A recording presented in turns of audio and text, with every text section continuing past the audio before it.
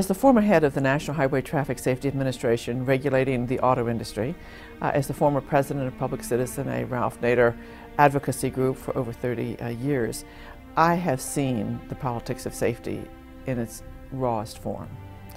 And what this means is that the special interests, the trucking industry, the auto industry, and so on, they all come in with their own special deals. And they don't want this regulation, they want this regulation weakened. And so safety is like a little football that gets kicked around. And in the end, the only thing that makes a difference are the people. The three most important things I would like people to come away from this video understanding is, one, that the public can play a huge role in truck safety issues, and it has, and it should continue to. And one of the best ways is to do it through the Truck Safety Coalition, because the coalition can tell an individual when it's going to make a big difference if they email their member of Congress or call them or go to a town meeting. The second thing is that there's a lot of improvement that can be made to protect people on the public highway. And we shouldn't just listen to the industry saying, well, we're doing the best we can, or this is all that can be done. No, that's not true.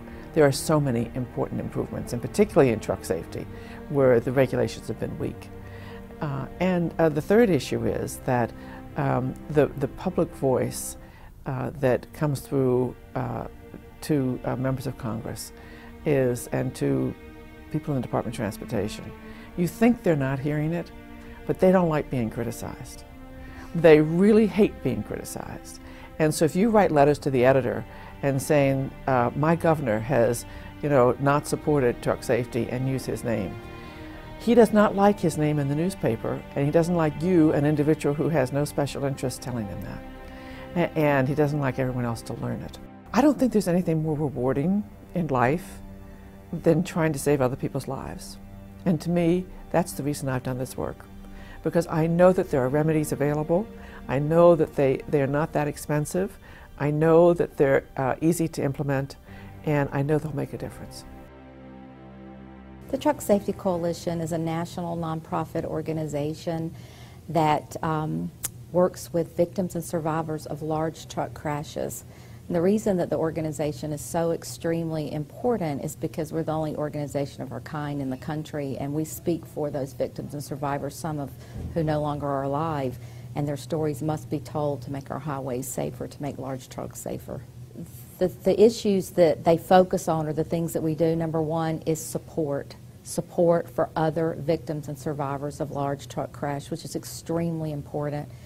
The second thing would be legislative issues and where we can make changes and make trucks safer. And the third thing would be that we stop the industry from obtaining laws or legislation that make trucks even more unsafe. And we try to reduce fatalities and injuries in large truck crashes. Currently, right now, we have several goals that we're looking at. One, of course, is hours of service. We certainly hope there's been that the new rule that comes out will be one that is safer than what the rule that we had was. There's been a lot of legal battles, and clearly, it's not rocket science to understand that the longer somebody drives, the more fatigued they become, and how dangerous that is to themselves and to other people that have to share the highway with them. Another one is electronic onboard recorders. Truck drivers still are allowed to use paper log books, which in this day and time in technology is almost it's difficult to believe that they still use paper logbooks, and we want to see all trucks have electronic onboard recorders that will record all sorts of data, the hours that they're working, speed, conditions of the truck. There's lots of things that this data can be used for. It's similar somewhat to a black box on an airplane if you're trying to make a comparison. Another issue is size and weight. This has been an issue. My dad has been dead for 27 years, and it is an ongoing, never-ending battle. It never stops. The industry continuously wants larger and heavier trucks. Larger and heavier trucks are more dangerous trucks. They're more prone to rollover. It's more difficult for them to stop. And the industry says, well, if we have more bigger, heavier trucks, there'll be less trucks. They have said that the entire 27 years that I've been working on this issue, and heavier, bigger trucks have never resulted in fewer trucks on our highways. And you're already, it's just such an unequal battle. If your 3,000 or 4,000 pound car hits an 80,000 pound truck, it is a very difficult situation to win, and if they make them heavier, they're going to be more dangerous. Another issue that's very near and dear to my heart are something called underride crashes. When my dad first died, I didn't really know what an underride crash was, and then after he died that way, I thought, oh wow, this is happening a lot. Anytime that they actually put a name to a crash, you know that it's happening a lot. And what underride is where the passenger compartment of a car goes underneath the side or the rear of the trailer. The reason that these crashes are so catastrophic is because really the only thing between you and your upper body and the side of that truck is the windshield. And in the case of rear underride, there is a guard on the rear of a truck, but it's an inadequate guard. It's not energy absorbing, it's not low enough to prevent smaller cars from going under it. So people are having crashes where they're going underneath the rear or the side of the trailer, and they're catastrophic. And other European countries have underride guards. It's something that has been an issue for 27 years that I've been working on it, and the federal government's known it, the industry's known it. We still have never had any kind of standard set for side underride guards, and the rear guard is grossly inadequate, and so that's an issue that we certainly would like to see addressed, and that was the way that my dad died. He hit the side of a trailer, went all the way under it, came out 41 feet on the other side, and died of head injuries, massive head injuries. Another issue that we have is minimum insurance standards. It is unbelievable to me to know that the industry only has to have $750,000 of insurance coverage.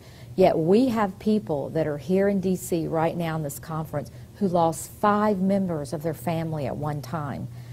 $750,000. That is an unbelievable amount. It was set approximately 30 years ago, and the Secretary of Transportation has the authority to raise that level, and that level needs to be raised, and that's another thing that we are hoping that happens. Another thing is speed. Speed is a huge factor in crashes, and we would like to see speed regulation where that they have governors on the truck so that they can't go, but so far they have that in other countries, the same as they have underride guards. Why has the United States been so slow in enacting things that would enhance safety for all of us? Today, the Insider Exclusive goes behind the headlines in dangerous truck safety challenges to examine how the Truck Safety Coalition and CRASH, Citizens for Reliable and Safe Highways, are working around the clock to send a clear and compelling message to all Americans and our elected leaders across the country that the passage of cost-effective and life-saving traffic safety laws is critical and long overdue. 32,885 deaths and more than 2 million injuries are still unnecessary and unacceptable by any measure when there are public health solutions at hand to dramatically cut the highway mortality rates. Despite recent reductions, annual costs to society from motor vehicle crashes remain at more than $230 billion. And most of these costs are borne by the states through Medicaid and other state medical charges. As Jackie Gillen, president of Advocates for Highway and Auto Safety, states, our urgent message to state elected leaders remains simple and straightforward. Families are paying with their lives and their wallets when common sense and cost-effective laws languish in state legislatures year after year. It is time to close highway safety law gaps and make a down payment on the safety debt that exists in every state by passing laws that save lives, prevent injuries, and score financial wins for constituents. This is the Insider Exclusive, live from Washington, D.C.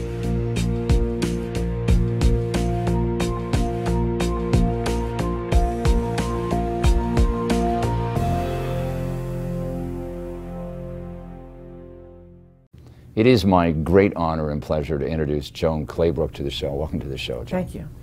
Tell our audience a little bit about your background, because you have been immersed in safety for the last 40 years. Well, I worked on Capitol Hill for a member of Congress on the auto safety legislation that was sparked by Ralph Nader's Unsafe at Any Speed, and it got enacted. Then I worked in the Department of Transportation. Then I worked for Ralph Nader and was an outside advocate pushing for safety. Then I went back to the Department of Transportation and became the administrator and issued the rules and regulations, including airbags for safety. And ever since the 1980s, I've been an outside advocate again. Mm-hmm. Today we're here talking about a coalition called the Truck Safety Coalition. Tell our audience a little bit about what they do, who they are. The Truck Safety Coalition was formed in 1990 because the trucking industry was pushing for larger trucks.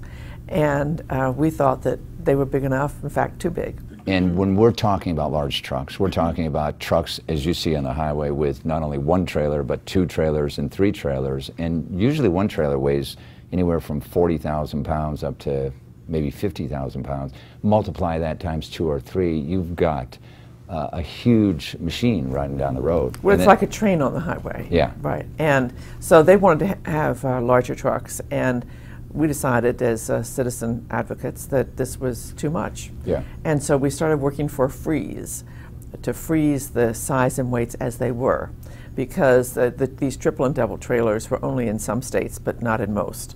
And we actually got it enacted into law, and that was the beginning of CRASH. Mm-hmm. Tell our audience a little bit about what CRASH is. Oh, it's a coalition of various organizations and victims Yes. of truck safety crashes that get together and work to improve truck safety, whether it's at the Department of Transportation, whether it's the United States Congress, whether it's informing the public through media and publicity about why truck safety is so important. What are some of the other mission objectives of CRASH right now? Well, a key issue is fatigue. Right. Truck drivers are very tired. They drive 11 hours under the current laws, mm-hmm. and they can work 14. They don't get paid for the extra hours over 11 that they actually load and unload trucks. Right. And it's really too much for anybody. So a lot of people think that the truck drivers are in collusion, if you will, or in cooperation with some of the trucking companies in working more, getting heavier loads out there, but they're really not. I understand the Teamsters Union is against a lot of these longer trucks, against the extra hours, but the trucking companies just want to make as much money as they possibly can, so they just want to have everything on the road, right? That is correct, but I will say that the rules are that a truck driver gets paid by the mile, not by the hour, so they're encouraged to drive as long and as fast as they possibly can. Yes. And so it's individual truck drivers might want to drive more, but yes, the organizations are opposed to these heavier trucks and longer hours. Right. How can the public, you're an advocacy organization, but how can the public help your organization obtain some of these better safety results that we're all looking for? Well, one thing they can do is to join the organization, which is a really important thing to do. Secondly, if they've ever been involved in a truck crash, they can contact the organization and tell us their story. And we do have meetings once a year called Sorrow to Strength, right. which goes from the sadness of the crash to being strong in trying to lobby Congress and the Department of Transportation to issue stronger rules. Right. Does it really does a lot of good to contact your elected representatives to voice your opinion, right?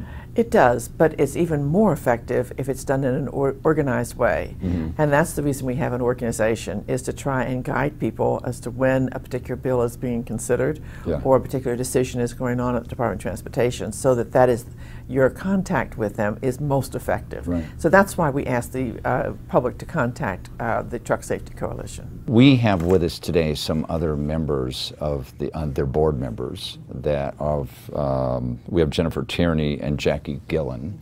Mm-hmm. We're going to bring them on right now so they can add a little more insight about what your organization and all these organizations are doing to improve truck safety. So we'll bring them on right now.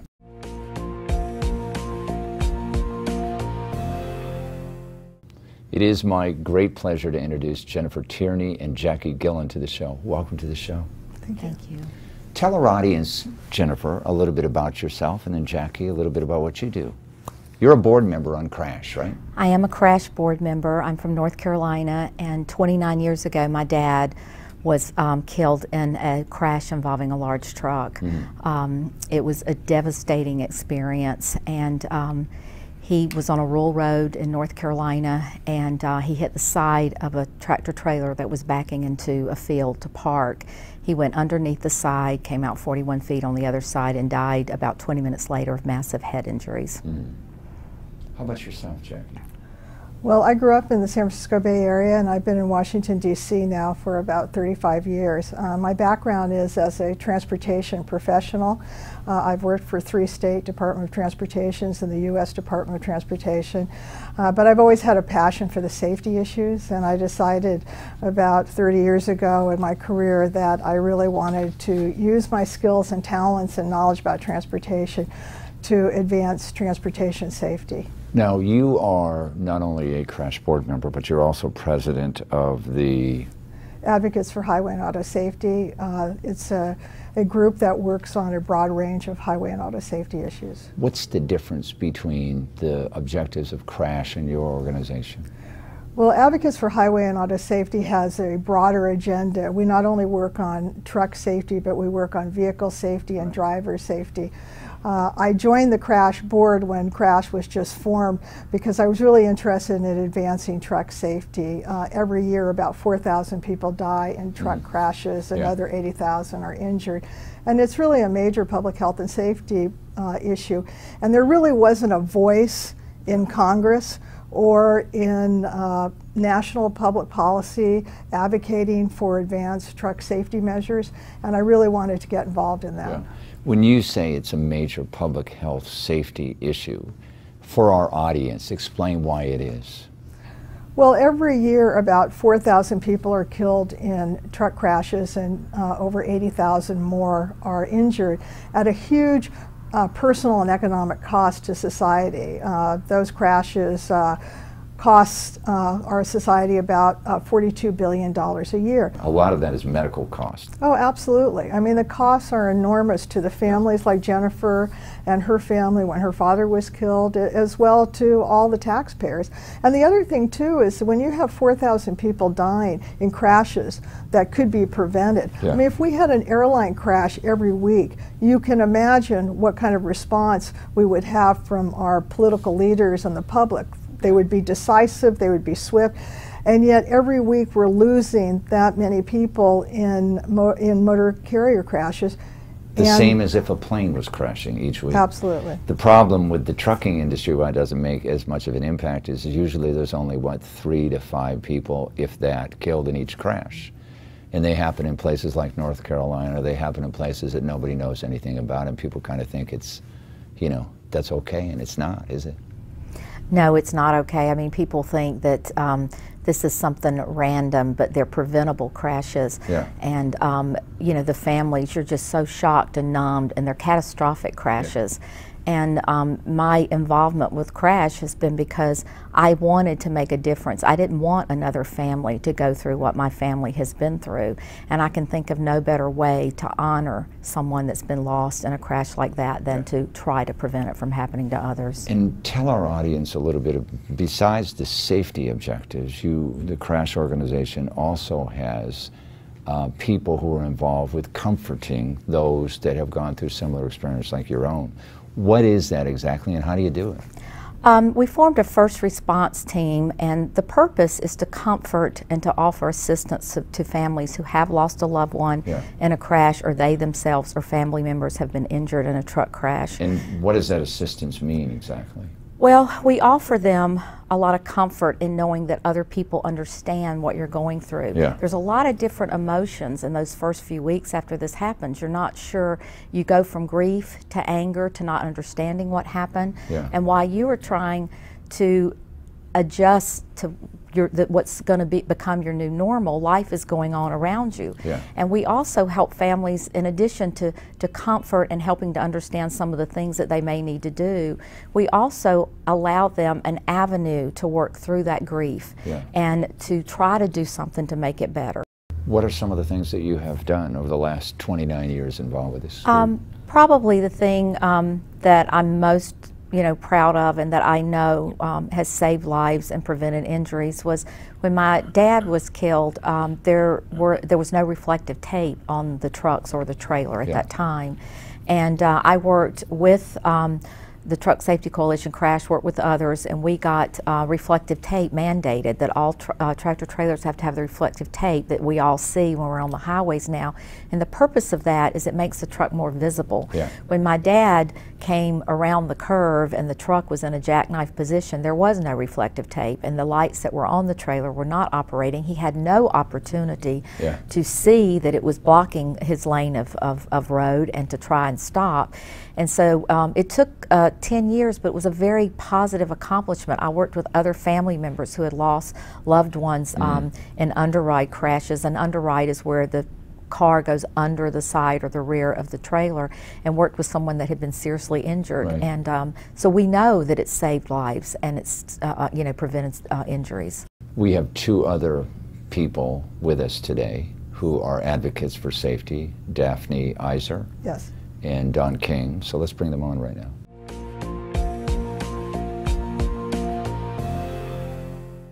It is my great pleasure to introduce Daphne Iser and Don King to the show. Welcome to the show. Thank you.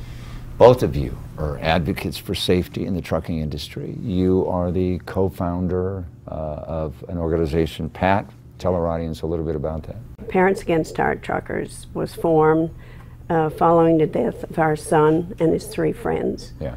They were in the breakdown lane, 18-wheeler, driver fell asleep, ran over top the car. So I guess out of grief, anger, and hope for the future, we formed Parents Against Tired Truckers. Right. And we quickly realized how fatigue was a big problem in the trucking industry. And we're not against truck drivers. Right. You're not anti-truck. We're not anti-trucking. Right. In fact, we have a lot of truck drivers on our side because they know what we're about. We can speak out for them where they cannot. I read that the Teamsters Union has about 600,000 members, and the Teamsters Union is aligned with your organizations because basically they're taken advantage of by the trucking companies, right? Mm-hmm. I think that a big misconception, which surprised me, was you would think that a trucking company, their rationale was, okay, if I have 3 trailers pulled by 1 cab, it's not only going to be more fuel efficient, but we can get we can get more goods to the market faster, and the roads will be safer because there'll be less trucks on the road. That's not true at all, is it? There's more trucks on the road, right? Historically, it's never been the case that we've had fewer trucks each time we raise the size or the weight or the amount that they can carry. They just think more. Now, Dawn, you are a board member of Crash, right? Treasurer. And tell our audience a little bit about what you do, your board's missions, and that sort of thing. Our purpose is to provide support for the victims. We have a 2-pronged purpose. One is to provide support for the victims, give them a place to talk to someone where they know that they're being understood and they're talking to someone that's been in their position, because all of us have lost loved ones or been injured in truck crashes. Yeah. And also to work on changing some of the laws that are out there, doing some advocacy in order to make the highway safer for everybody. So we have a sort of a 2-pronged. Right. There are thousands of people that have been killed over the years on the highway, and many, many more people that are permanently injured. Up to 100,000 each year injured. Yeah. And there's a lot of people, when they're injured, they just kind of look at it and say, well, that's my fate. I'll go off and die someplace or just live a miserable life. But you and your fellow board members and advocates have taken it upon yourself to be advocates, safety advocates. You take your time. You're not paid for this. Oh, no. I think it's why do you do it? Yeah, we do that because we have to put that grief and that anger somewhere. Yeah. And so this is a way to turn that into something positive. Yeah. Almost universally, every family that we work with that comes to the Sorrow to Strength conference or calls us says, I want to do something to make a difference so that another family doesn't go through what we're going through. Now, you and I know that we can't fix everything, and there will always be another family. Right. But our purpose is to make there less families, fewer people that get that call that turns your world upside down. I am very happy that we have done this show. We've listened to some of your other board members and Joan Jennifer, and we have heard the mission and the objectives, and especially now that we hear about the compassion level, you know, the identification, you know, because that's what helps people, and that's the message that we'd like to send out. Not only should there be changes, and you have to fight for changes, but also the fact that, you know, there's somebody there with a heart, with a listening ear, that can help someone get through these tough times.